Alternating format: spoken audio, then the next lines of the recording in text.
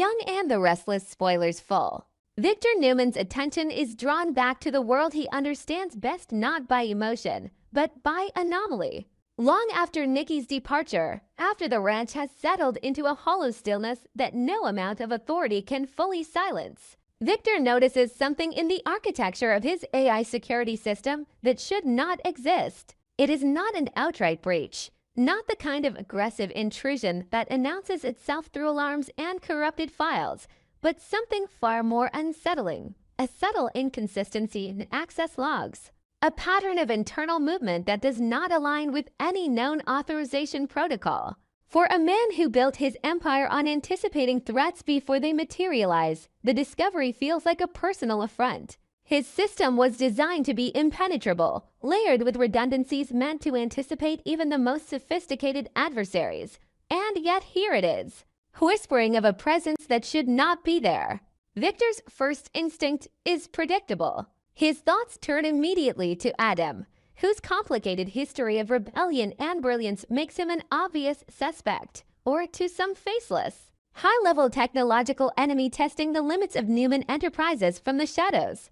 The idea that an external force might have slipped past his defenses fuels his anger, reinforcing his belief that vigilance must never soften, even at the cost of personal relationships. He orders a silent internal review, demanding absolute discretion as he begins tracing the anomaly through layers of encrypted data, following its trail not with panic, but with cold precision.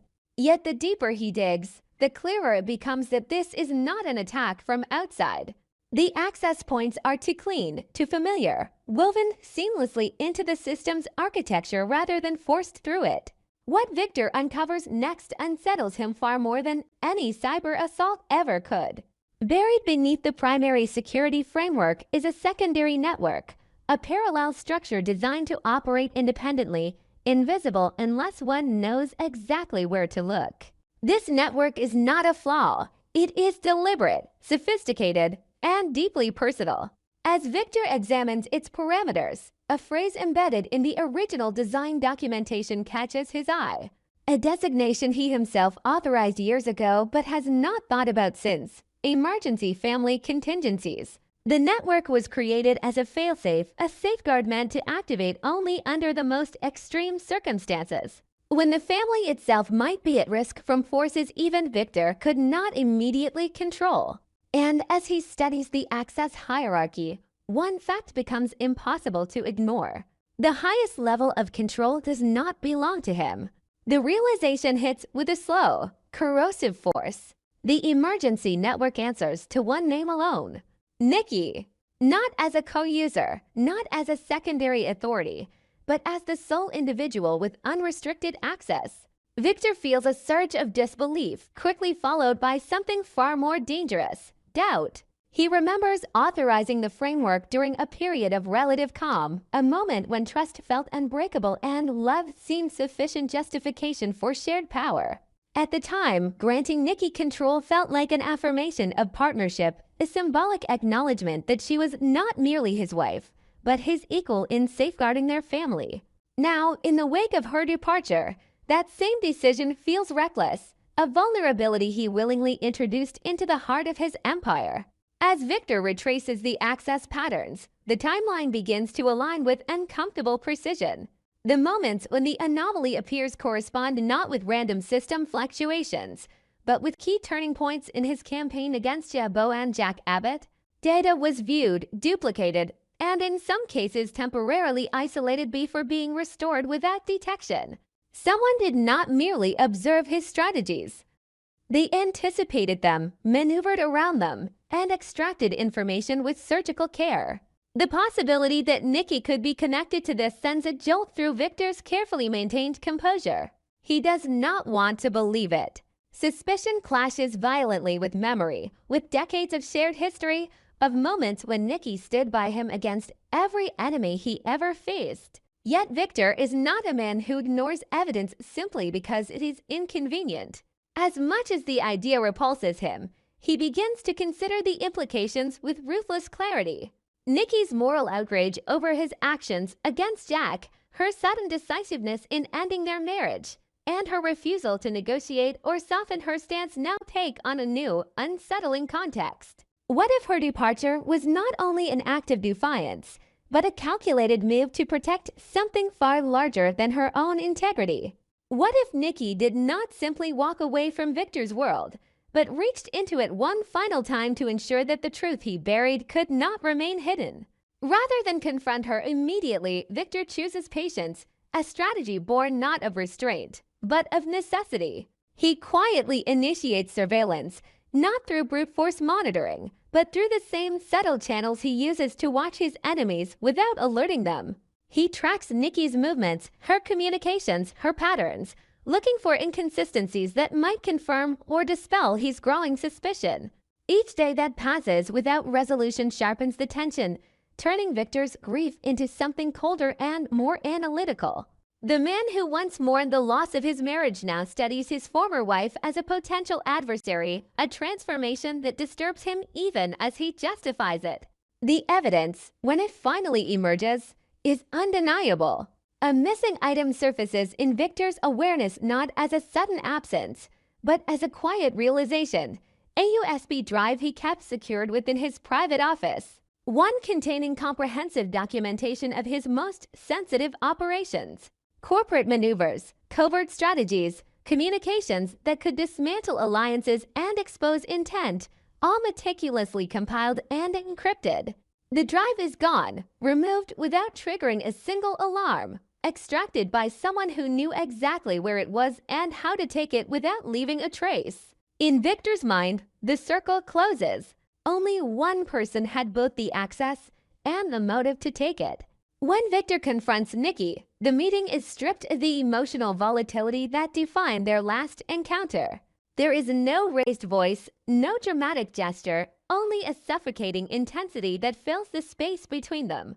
Victor does not accuse her outright at first. Instead, he lays out the facts with measured precision, describing the hidden network, the access logs, and the missing USB as pieces of a puzzle he has already assembled.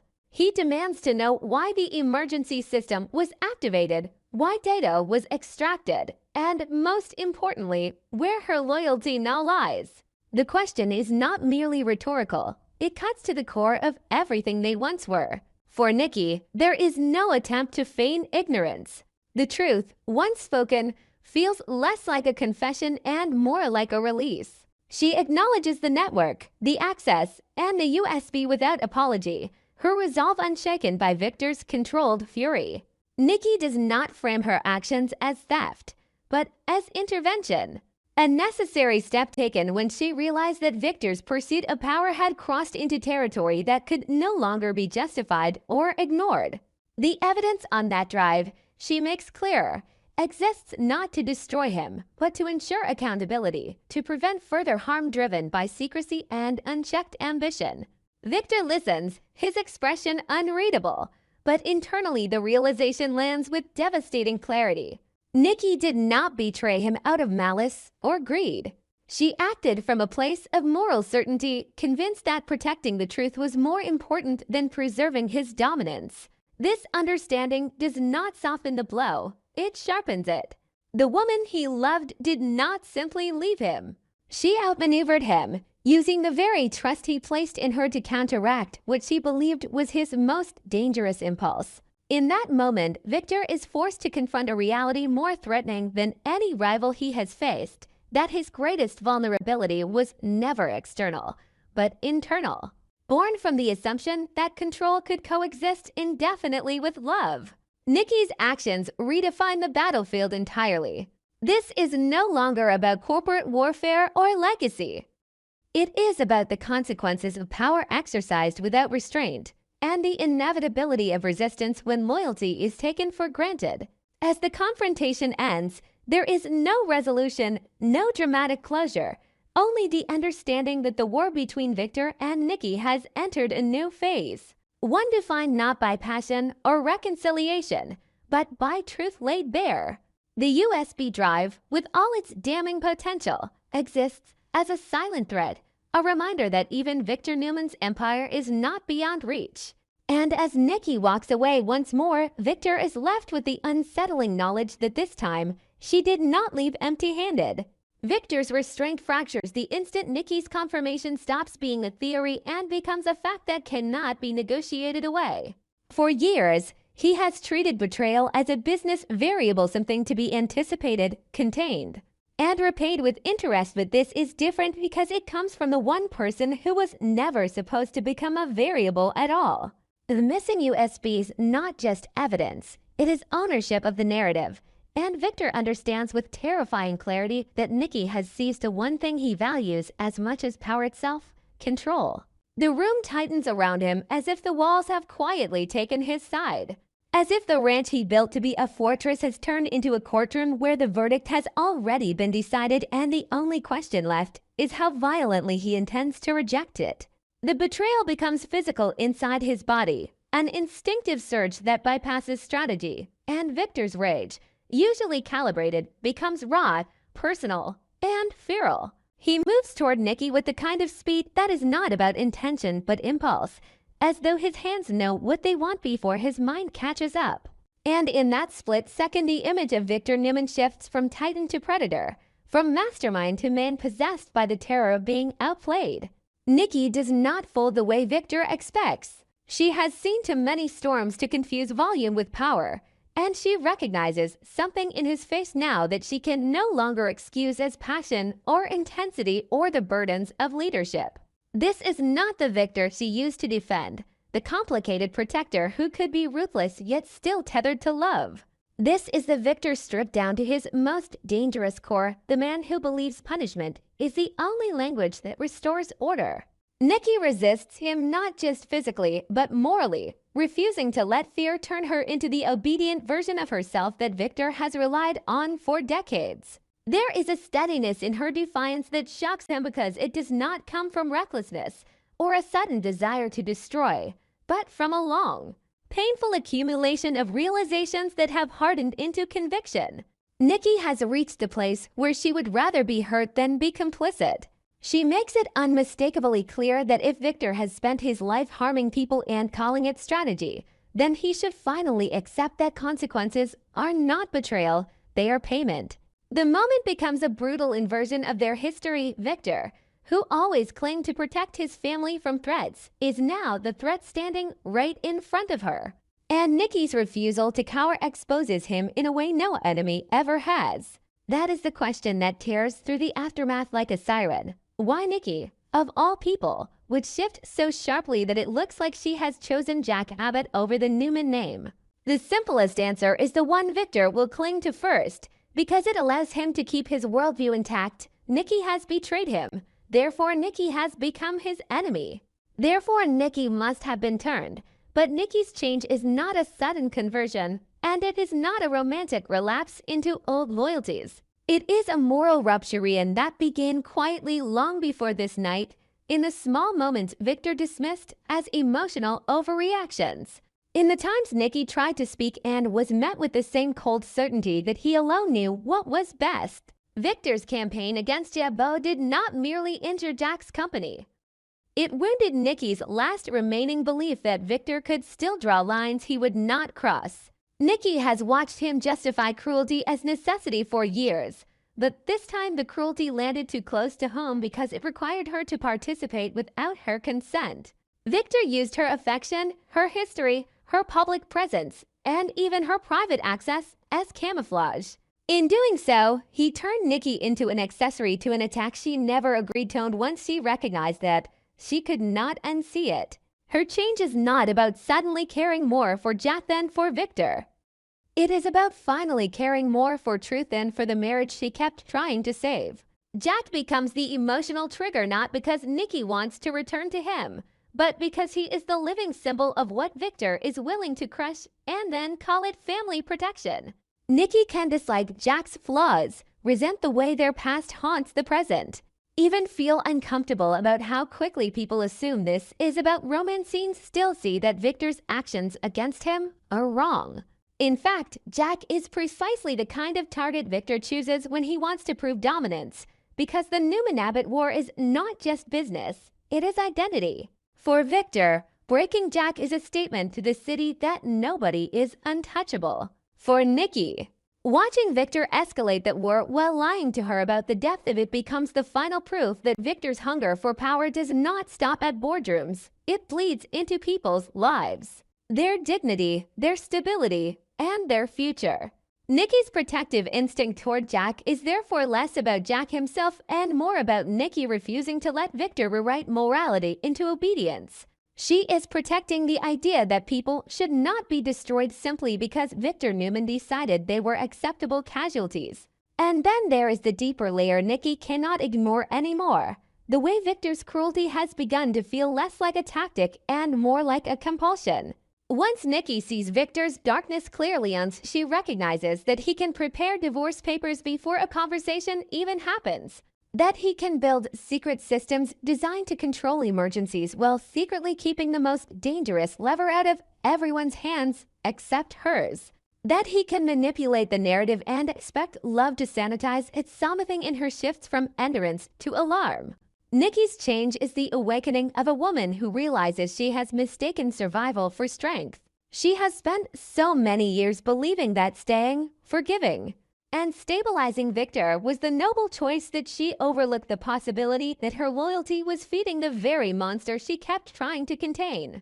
In that sense, her decision to take the USB is not about harming Victor for revenge.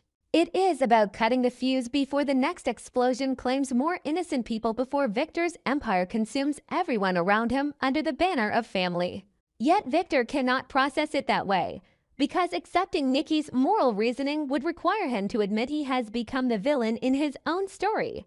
Instead, his mind starts building a new narrative designed to preserve his self-image. Nikki has defected. Nikki has been influenced. Nikki has chosen Jack. Nikki is threatening the family. That is why Victoria and Nick's reactions hit like secondary detonations. They are stunned not only by the allegation that Nikki stole the USB, but by the implication that she has repositioned herself outside the Newman fortress. To them, Nikki has always been the emotional spine of the family, one who could stand between Victor and the world, soften him, redirect him, plead for peace when he wanted war. If Nikki has truly stepped into opposition, then the family's internal balance collapses. Victoria's shock is laced with something more complicated than anger. Fear of what it means when the one person who always managed Victor no longer believes he can be managed. Nick's disbelief is tangled with old wounds, the memories of times Victor's control nearly destroyed them, and the way Nikki always tried to hold everyone together anyway. Both of them are forced to confront a horrifying possibility, that Nikki's betrayal might actually be a rescue attempt, and if that is true, then the person who needs saving might not be Jack, but the Newman family itself. Their surprise quickly becomes pressure. They want explanations, clarity, a clean moral map because families like theirs survive on narratives. If Nikki is right, then they must face Victor. If Victor is right, then they must turn on their mother. Either way, it is catastrophic. Victoria's instincts lean toward protecting the empire because she understands better than anyone what happens when the Newman brand looks weak. Nick's instincts lean toward protecting the person because he has always been more suspicious of Victor's methods and more sensitive to the human wreckage they leave behind. Nikki finds herself in the brutal position of being judged by the very children she spent her life trying to shield from their father's worst impulses. And Victor, watching this fracture develop, sees an opportunity as much as a betrayal. If he can frame Nikki as a traitor in front of their children, he can isolate her, discredit her, and regain narrative control without ever admitting the truth of what she took. That is where the danger escalates beyond words and into something life-threatening. The question, will Victor kill Nikki, does not feel melodramatic in this moment because Victor's rage is no longer performative. It is the kind of rage that comes from a man whose identity is collapsing under the weight of exposure. Nikki has evidence. Nikki has conviction. Nikki has crossed a line he believed nobody would ever dare to cross. Victor has always been capable of extreme moves when cornered, but historically, Nikki was the one corner he refused to invade completely. The line he pretended existed even when everything else was negotiable. Now, with Nikki standing against him, that line begins to blur. Victor's instinct is not simply to punish, it is to erase the threat, to make the problem disappear the way he has made so many problems disappear throughout his life. If Nikki becomes the person who can end him, then Victor's most dangerous impulse will whisper that the only safe Nikki is a silent Nikki. But that is precisely why Nikki's defiance matters. She is not naive about what Victor can do. She has lived inside the same world that produced him, and she has survived long enough to understand that monsters do not announce themselves with horns. They announce themselves with justifications. Nikki's resistance is therefore not an act of recklessness. It is an act of calculated exposure. She wants Victor to be seen. She wants the family to finally recognize that protection has become a euphemism for domination and that Victor's love has always demanded tribute. In a twisted way, Nikki's willingness to stand her ground becomes the most dangerous thing she can do because it forces Victor's true nature into the light.